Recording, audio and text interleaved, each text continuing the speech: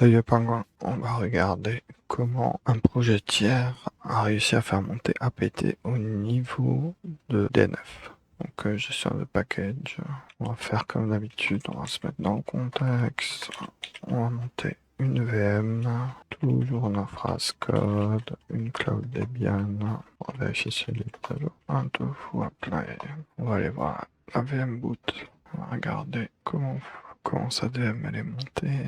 Donc le cloud init qui passe, mise à jour des paquets, on va aller se connecter tranquillement. Ok, on est bon. On va zapper la page, ça on n'en a plus besoin. Donc, on va se connecter avec le user Debian, ça a un petit peu de place. On va passer route. Donc, pour mettre à jour des paquets, avant il y avait apt-get, maintenant il y a apt. apt-get c'était assez...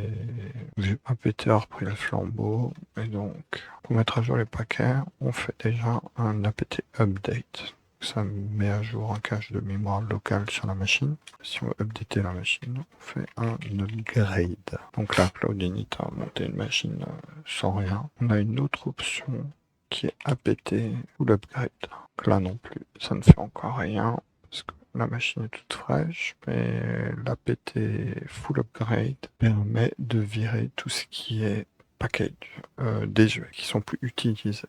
Donc un nouvel arrivant qui est Nala. On va regarder quelle version ils ont. Pour ça, on va installer apt file.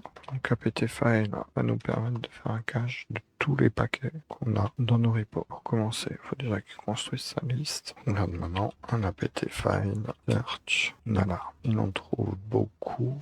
On voit qu'on a un package qui s'appelle Nala. On peut lui spécifier une option qui est package only. On devrait voir un peu plus clair qu'on a package Nala qu'on va voir. apt install Nala. Je dis oui. Et si on fait un Nala, la double dash, c'est la 12.2. On va regarder ce qu'on trouve. Donc le projet c'était sur GitLab.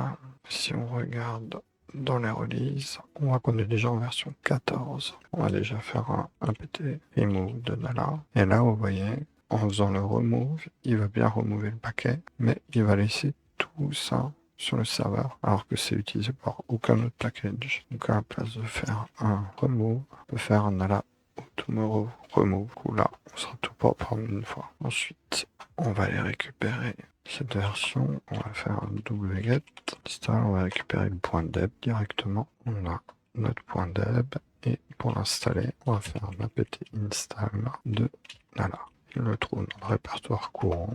On est bon, on n'est pas bon. Donc on va faire un auto remove. On va faire un mv2 dans route. On va aller dans route. Je vais faire un apt install de Nala. Ok, si je fais un Nala, moins version en 14. Vu qu'on a fait notre install, on va maintenant lancer Nala. Donc déjà mise en page un peu plus correcte. La première chose à faire, c'est d'aller choper les miroirs. Pour rattraper les miroirs, on va faire Nala fetch. Il va regarder tous les miroirs existants et il va faire un test.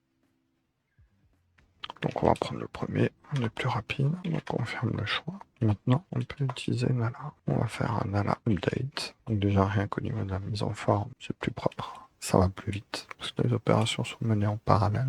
Et maintenant, on va faire une installation d'un package. Je vais installer mon Edmon. On a l'information comme quoi on a besoin d'un reboot. On va lui donner son reboot. On attend un tout petit peu que la VM repop.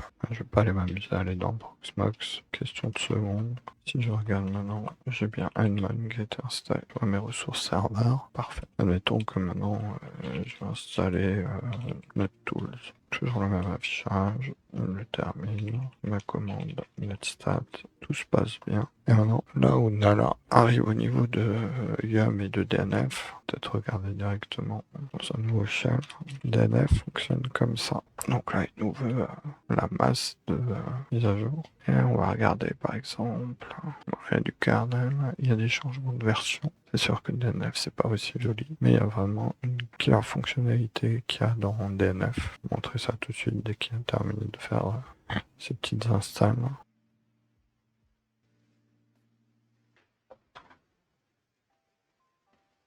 Bon, donc dans DNF, une commande qui s'appelle history. On voit les dernières installs qu'on a pu faire.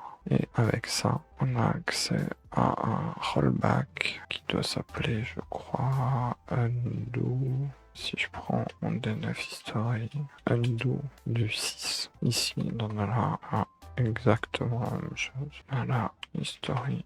Allez, on en était où? Donc, avec la commande history, je vois les installations Zbed que j'ai fait. Si je veux rollback, on regarde ce qu'on a comme commande. Donc, voilà, history, redo et undo. Donc là, donc je vais faire undo de Edmond par exemple. Il me propose si je veux supprimer, je vais dire oui. Et si maintenant je cherche à exécuter Edmond, il n'est plus là. Là, ça donne le luxe d'avoir une interface plus jolie, mais également à récupérer les fonctionnalités de DNF qui pour l'instant venant de Red Hat était super pratique. Faut savoir que en prod, j'ai déjà eu à rollbacker, notamment pour des histoires de version de PHP, de driver Mongo, où driver Mongo avait déprécié des fonctions qui étaient utilisées, ce qui fait que l'appli était pété. Et voilà, il suffit de faire un rollback et c'était bon. Voilà, vous avez maintenant tout entre les mains pour utiliser Debian à la place de Rocky Linux ou de tout autre clone de Red Hat.